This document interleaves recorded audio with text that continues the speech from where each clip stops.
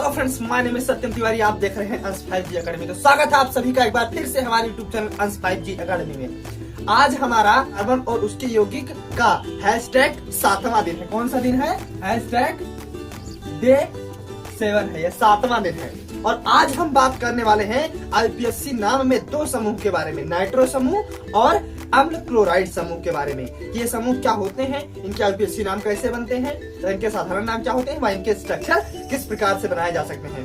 IUPAC नाम के बारे में मैंने ऑलरेडी 5-6 वीडियो बना रखी, जिसमें हमने COOH, RCHO, ROH, RX, RNH2, RCONH2 आदि ग्रुपों को के IUPAC नाम तथा उनके स्ट्रक्चर के बारे में ऑलरेडी वीडियो बना रखी है, जिसकी लिंक आपको डिस्क्रिप्शन में मिल जाएगी। अगर आप लोगों ने अभी तक मेरी वो वीडियो नहीं देखी है तो डिस्क्रिप्शन में उसकी लिंक है, आप लोग जाकर मेरी उस वीडियो को जो है वॉच कीजिए। तो ठीक है, तब और सुनिए, अगर आप लोगों ने अभी तक हमारे चैनल को सब्सक्राइब नहीं किया है तो प्लीज यार मेरे चैनल को सब्सक्राइब कर लीजिए और आगे, ताकि आप लोगों को मेरी वीडियो की लेटेस्ट नोटिफिकेशन आप लोगों तक जो है पहुंचती रहे। तो चलिए शुरू करते हैं। तो साथियों, सबसे पहले हम बात करते हैं हमारे नाइट्रो समूह की, यानी कि RNO2 समूह की।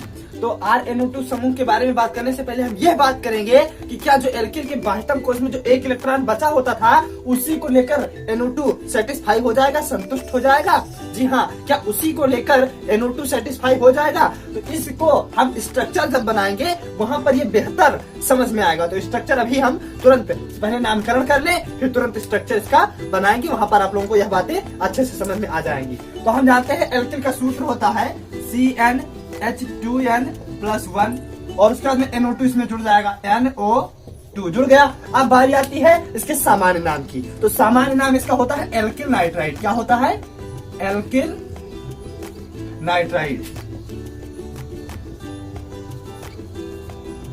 और इसका IUPAC नाम क्या होता है? Nitro alkene. क्या होता है?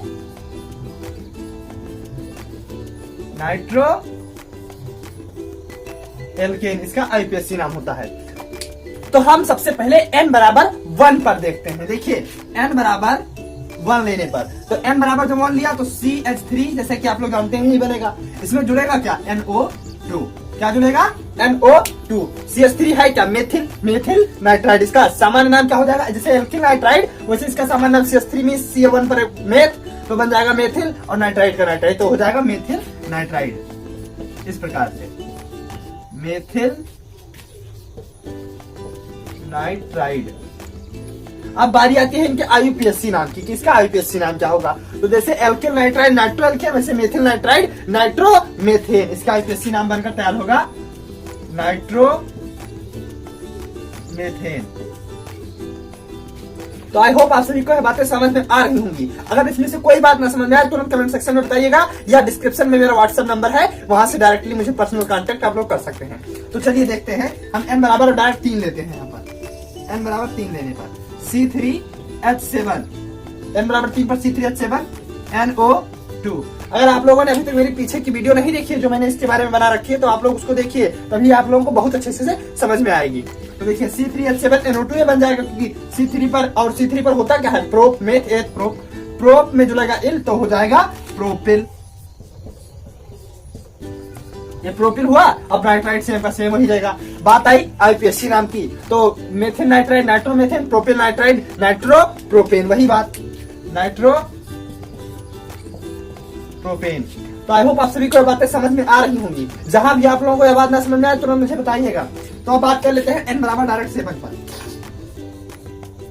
n=7 लेने पर तो देखिए C7H15NO2। अगर आप लोगों को यह बात समझ में नहीं, देखिए CN, तो CN 3, और फिर जो दूसरा H की मात्रा होगी वो दुगने से 1 अधिक होगी, तो 3 दूनी 6 1 7, 7 दूनी 14 1 15। तो अब यहाँ पर C1 है तो 2 1 2 और 1 3, दुगने से 1 अधिक यहाँ पर होती है, वही हमने लिख रखी है यहाँ पर। बात है C7 पर होता है हेप्ट, तो हो जाएगा हेप्टिल नाइट्राइड। क्या होगा?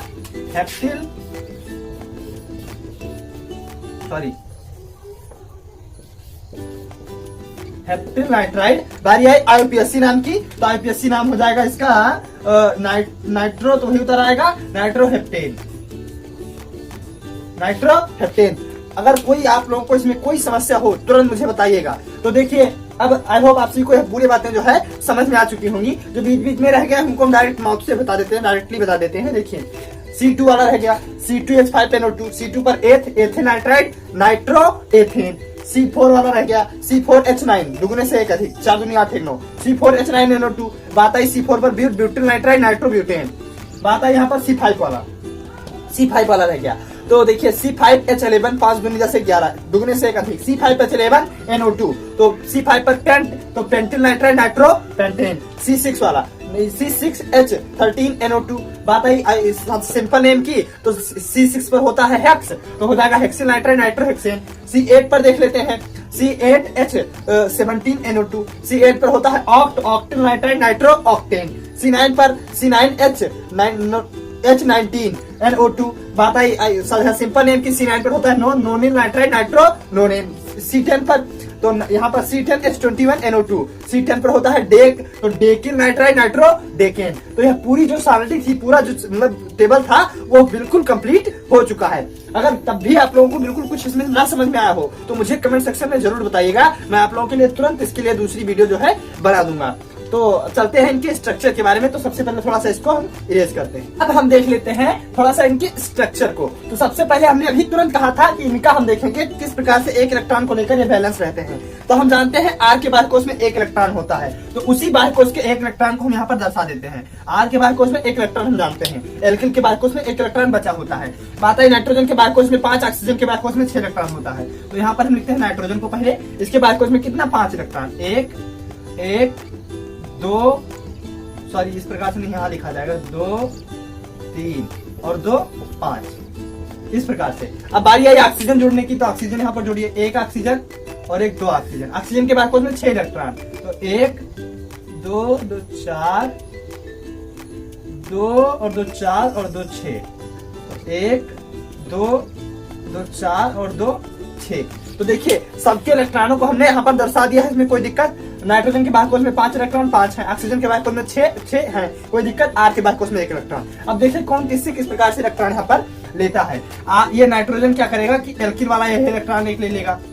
देखिए अब इसके पास हुए 6, चाहिए कितने इसको 2 और, तो 1 इस वाले ऑक्सीजन का लेगा 7 हुआ, 1 इस वाले ऑक्सीजन का ले लेगा 8 हुआ, तो 8 इसका कंप्लीट। बारी आई कि इसकी एल्किल की, तो एल्किल इसको 1 ले लेगा, इसका भी 4 यहाँ पर कंप्लीट हो जाएगा, 8 टोटल।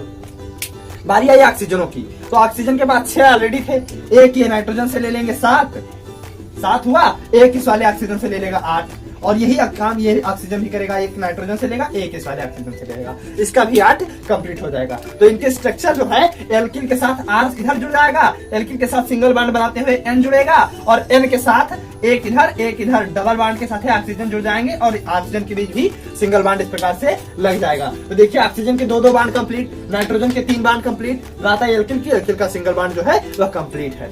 तो अब हम देख लेते हैं इनमें से किसी एक के स्ट्रक्चर को। देखिए हम CH3NO2 का स्ट्रक्चर देखते हैं। CH3NO2, तो C सिंगल सॉरी N और O H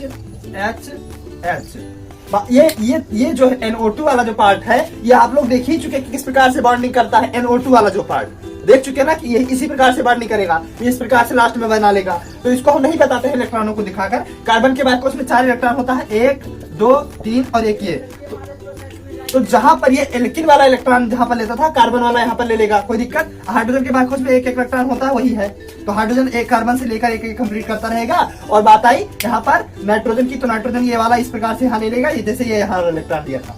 और कार्बन किस प्रकार से, नाइट्रोजन वाला 1 इलेक्ट्रॉन यहाँ पर लेगा, 2 2 4 2 6 और 2 8 कार्बन के भी इसी प्रकार से कंप्लीट हो जाएंगे। तो आई होप आप सभी को यह बात भी समझ में आई होगी। ये अगर समझ में ना आए तो एक बार फिर से मैं समझाता हूँ। कार्बन के बारकोष में 4 इलेक्ट्रॉन होता है, हाइड्रोजन के बारकोष में 1, तो एक हाइड्रोजन का नीला वाला से कलर से प्रदर्शित है। नाइट्रोजन वाला भी 1 इलेक्ट्रॉन जो इस प्रकार से हमें दर्शाया था वही है। एल्किल वाला यही इलेक्ट्रॉन वही, यहाँ पर 2 इलेक्ट्रॉन मैंने दर्शा दिया है। बारी आई हाइड्रोजन अपना 1 कार्बन से लेकर वैलेंस होगा, और कार्बन क्या करेगा, 1 हाइड्रोजन से लेकर 3 हाइड्रोजन है, तो 3 हाइड्रोजन से लिया, और 4 उसके पास थे 7, 1 नाइट्रोजन से लिया 8, इसका कंप्लीट। 3 हाइड्रोजन था, 1 कार्बन था, 1 नाइट्रोजन था, 2 ऑक्सीजन था। तो यहाँ पर आप लोगों को इसका स्ट्रक्चर जो है कुछ इस प्रकार से मिल जाएगा। C single bond N, single bond O, single bond O, single bond F, 1 इस प्रकार से। यहाँ पर बाकी जो शेष जगह वहां पर हाइड्रोजन 3 जुड़ जाएगा, 1 2 3। तो आई होप आप सभी को यह बात समझ में आई होगी। चलिए हम एक स्ट्रक्चर और देख लेते हैं C3H7NO2 का। तो देखिए 1 2 3 C है, 3 C है और NO2 उसमें जुड़ा है। लास्ट में सिंगल बॉन्ड N और सिंगल बॉन्ड O और सिंगल बॉन्ड और O के बीच में भी एक बॉन्ड, तो NO2 उधर लास्ट में इसी प्रकार से जुड़ेगा। 3C के बीच में सिंगल सिंगल बॉन्ड यहाँ पर लग जाएगा। अब बारी आई हाइड्रोजन, यहाँ पर कितने हैं 7 हैं, 3 ऊपर 3 नीचे 1 इधर, इस प्रकार से हाइड्रोजन जुड़ जाएगा 1 2 3 1 2 3 और 1 इधर, यहाँ पर इस प्रकार से बॉन्डिंग कंप्लीट। अब गिन लेते हैं, कार्बन को चाहिए कितना 4 बांड, 4 है, देखिए 4 4 सब जगह। नाइट्रोजन को 3 बांड 1 2 3 है, ऑक्सीजन को 2 बांड 1 2 है, हाइड्रोजन को कितने बांड 1 बांड, सब जगह ये स्ट्रक्चर हमारा बिल्कुल कंप्लीट है। तो आप लोगों को आई होप स्ट्रक्चर समझ में आ चुका होगा। आप धीरे धीरे करके इसे बना ही लेंगे। तो फिर भी अगर किसी भी स्ट्रक्चर में आपको कोई भी डाउट है तो आप लोग मुझे कमेंट सेक्शन में या मेरे व्हाट्सएप नंबर पर डायरेक्ट पूछ सकते हैं, मैं आपको उसका स्ट्रक्चर जो है ऑफलाइन प्रोवाइड करवा दूंगा। तो चलते हैं हम अपने अगले समूह की, जो कि है हमारा अम्ल क्लोराइड समूह। तो सबसे पहले इसको हल्का सा, जो हमारा अगला समूह है वह है अम्ल क्लोराइड समूह। इसको हम, इसका जो फार्मूला होता है RCOCl होता है। इसका फार्मूला जो हो जाएगा यहाँ पर COCl। बात है इसके सामान्य नाम की, इसका सामान्य नाम आखिर क्या होता है? तो इसका जो सामान्य नाम होता है एल्किल क्लोराइड होता है। क्या होता है? Alkyl chloride. बात है इसके IUPAC नाम की, किसका IUPAC नाम क्या होता है? तो एल्किल क्लोराइड, इसका IUPAC नाम होता है एल्केनोइल क्लोराइड। क्या होता है? एल्केनोइल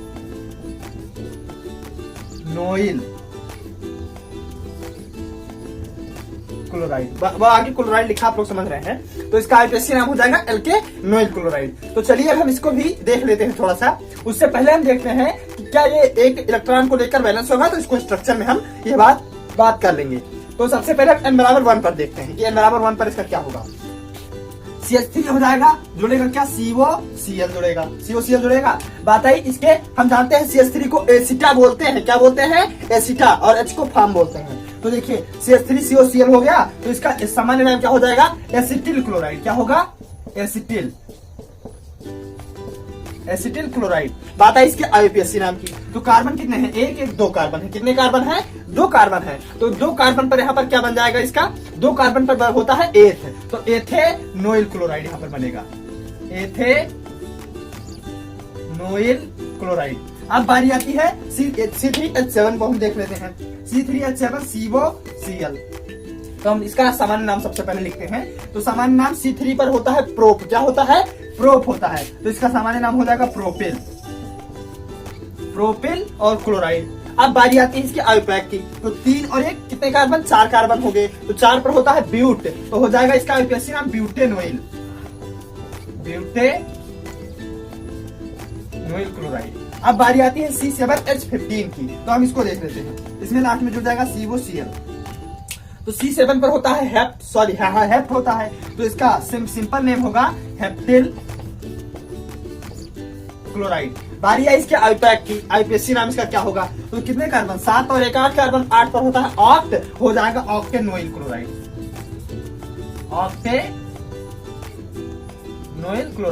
आप देखिए इसमें बीच बीच में थोड़ा रहेगा, एक इसमें स्पेशल है, वो हम देख लेते हैं। HCOCl।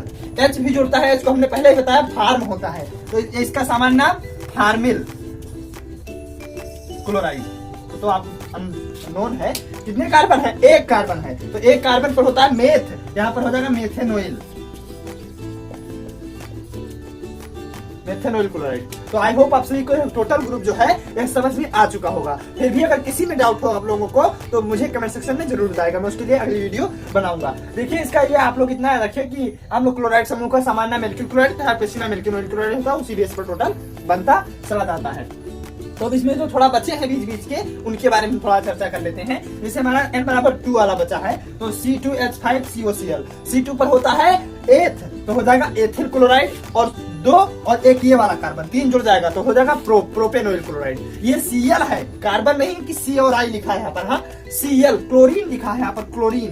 समझ रहे हैं आप लोग? तो देखिए अब हम 4 वाला छोड़ दिए, C4H9 COCl। C4 पर ब्यूटिल क्लोराइड, और 1 को जुड़ जाएगा 5 पेंटेनोइल क्लोराइड यहाँ पर। अब देखिए यहाँ पर C6 वाला, C6H13 COCl, C6H13 COCl, C6 पर हेक्सेल क्लोराइड, 1 जुड़ा गया हेप्टिल, यहाँ पर हेप्टेनोइल क्लोराइड। अब बचा 8 वाला, C8H17 COCl। तो C8 पर ऑक्टिल क्लोराइड, 1 वाला जुड़ा नोन, तो नोनेनोइल क्लोराइड। तो आई होप आप सभी को पूरा ग्रुप पूरी सारणी, पूरा टेबल अच्छे से समझ में आ गया होगा। अगर फिर भी कोई डाउट हो तो आप लोग मुझे कमेंट सेक्शन में जरूर बताइएगा। तो अब हम बात कर लेते हैं इनके स्ट्रक्चर के बारे में। तो सबसे पहले इसका थोड़ा सा इरेज करेंगे, तब हम इसका स्ट्रक्चर जो है अच्छे से समझेंगे। साथियों, अब हम थोड़ा सा समझते हैं इनके स्ट्रक्चर के बारे में। तो सबसे पहले हम इसी का स्ट्रक्चर बना लेंगे, बस जल्दी जल्दी इन सबका बनता चला जाएगा। आर के बारकोस में एक इलेक्ट्रॉन होता है, आप लोग ऑलरेडी जानते हैं। आर के बारकोस में इस प्रकार से एक इलेक्ट्रॉन होता है। बात है COCl की। कार्बन के बारकोस में 4, ऑक्सीजन के बारकोस में 6, क्लोरीन के बारकोस में 7 इलेक्ट्रॉन होता है। इलेक्ट्रॉन किसके बारकोस में कितना होता है, इसके लिए मैंने ऑलरेडी बेसिक ऑफ केमिस्ट्री में वीडियो बना रखी है, इलेक्ट्रॉनिक कॉन्फ़िगरेशन, वो आप लोग जाके देख लीजिएगा। तो देखिए, अब कार्बन के बारकोस में 4 इलेक्ट्रॉन, तो यहाँ पर हमने लिखा कार्बन के बारकोस में 4 इलेक्ट्रॉन, तो 1, 2 और 3। देखिए कितना हुआ, 2, 3, 1, 4 इसका हुआ। बात आई ऑक्सीजन की। ऑक्सीजन के बारकोस में 6 इलेक्ट्रॉन, तो 2, 2, 4 और 5, 6। ऑक्सीजन का भी हो गया। क्लोरीन के बारकोस में 7 इलेक्ट्रॉन, तो यहाँ पर क्लोरीन बना दीजिए Cl। बारकोस में 7 इलेक्ट्रॉन, 1, 2, 2, 4 और 2, 6। तो देखिए इसका भी 7 यहाँ पर इलेक्ट्रॉन हो गए। कौन किससे इलेक्ट्रॉन लेगा ये यहाँ पर बात कर लेते हैं। आर को 1 इलेक्ट्रॉन की जरूरत है, ले लेगा। कार्बन को कितने इलेक्ट्रॉन, 4 है, 4 की और जरूरत है, तो 1 किससे लेगा, 5 हुए। 2 ऑक्सीजन से लेगा, 7 हुए। 1 क्लोरीन से लेगा, 8 इसके कंप्लीट। कोई दिक्कत, ठीक है। तो देखिए अब क्लोरीन किससे लेगा, क्लोरीन के पास 7 है, 1 कार्बन से ले लेगा, 8 इसका कंप्लीट। ऑक्सीजन के पास 6 है, 2 ये वाले कार्बन से ले लेगा, इसका भी कंप्लीट। तो इसका स्ट्रक्चर जो कुछ इस प्रकार से बन जाएगा। R single bond C, single bond Cl, ये Cl थोड़ा अच्छे से दिख जाए, डबल बॉन्ड O। तो कार्बन का भी देखिए 4 बॉन्ड कंप्लीट, Cl का 1 बॉन्ड कंप्लीट, ऑक्सीजन का डबल बॉन्ड कंप्लीट। कोई दिक्कत इसमें नहीं आने वाली है। तो आई होप आप सभी को यह बात जो है समझ में आई होगी। वही एक इलेक्ट्रॉन लेकर बॉन्ड बना लेता है। तो चलिए हम 1-2 का स्ट्रक्चर और देख लेते हैं। यहाँ पर HCOCl का देख लेते हैं। देखिए H और single bond C, single bond Cl, double bond O ऊपर जोड़िए नीचे जोड़िए, उससे कोई फर्क पड़ने वाला नहीं। इस प्रकार से इसका बॉन्डिंग हो जाएगी। CH3COCl का देख लेते हैं। देखिए C single bond C, double bond O, single bond Cl, single bond H, single bond H, single bond H। Carbon के बारकोस में मतलब कार्बन को 4 बॉन्ड चाहिए, 1, 2, 3, 4 ये वाले भी है, 1, 2, 2, 4 इसमें है। अब बात है क्लोरीन के 1, ऑक्सीजन के 2, हाइड्रोजन के 1 सभी जगह बॉन्ड कंफर्म है। देखिए 3 H था, 3 H है, 2 कार्बन थे, 2 कार्बन है, 1 Cl था, 1 Cl है। ये भी स्ट्रक्चर आप लोगों को समझ में आ चुका होगा। फिर भी अगर कोई दिक्कत है तो आप लोग मुझे कमेंट सेक्शन में बताइएगा, मैं आपको आपकी उस दिक्कत का निदान जरूर करूंगा। तो चलिए एक स्ट्रक्चर हम और देख लेते हैं। यहाँ पर C3H7COCl का। तो देखिए 3 C है, 1, 2, 3 C, सिंगल बॉन्ड C, ये वाला C हो गया, सिंगल बॉन्ड Cl हो गया। अब ऑक्सीजन ऊपर जोड़े या नीचे जोड़े, थोड़ा नीचे जगह नहीं, इसलिए हम यहाँ पर डबल बॉन्ड से O ऊपर जोड़ देते हैं। कितने हाइड्रोजन है, 7 है, 3 इसके ऊपर, 3 नीचे, 1 यहाँ पर जुड़ जाएगा, 7 हाइड्रोजन हो गया। 1, 2, 3, 4, 5, 6, 7 हाइड्रोजन हो गया। बॉन्डिंग सबकी कर लेते हैं। देखिए सब जगह 4-4, कार्बन के 1, 2, 3, 4, 1, 2, 3, 4, 1, 2, 3, 4, 1, 2, 4, 2, 3, 1, 4, क्लोरीन के 1, ऑक्सीजन के 2, हाइड्रोजन के 1 सब जगह बॉन्ड क्लियर है। तो आप लोगों को आई होप आप सभी को मेरे स्ट्रक्चर जो है अच्छे से समझ में आ चुके होंगे। अगर अभी भी आप लोगों को स्ट्रक्चर समझ में ना आया हो तो मुझे कमेंट सेक्शन में बताइएगा, मैं आप लोगों को दोबारा स्ट्रक्चर समझाने का प्रयास करूंगा। तो अगर आप लोगों को मेरी वीडियो समझ में आई हो, सबसे बड़ी बात समझ में आई हो और पसंद भी हो, तो यार मेरे चैनल को सब्सक्राइब कर लीजिए, लाइक कर दीजिए तथा शेयर कर दीजिए, ताकि आपके छोटे भाई को वीडियो बनाने में और हेल्प मिल सके। छोटा हूँ या बड़ा हूँ या आपकी हम उम्र का हूँ, इससे कोई मतलब नहीं है। सॉरी, मैं क्लास 10th का पढ़ा रहा था, इसलिए मैं आप लोगों का बड़ा भाई ही हूँगा।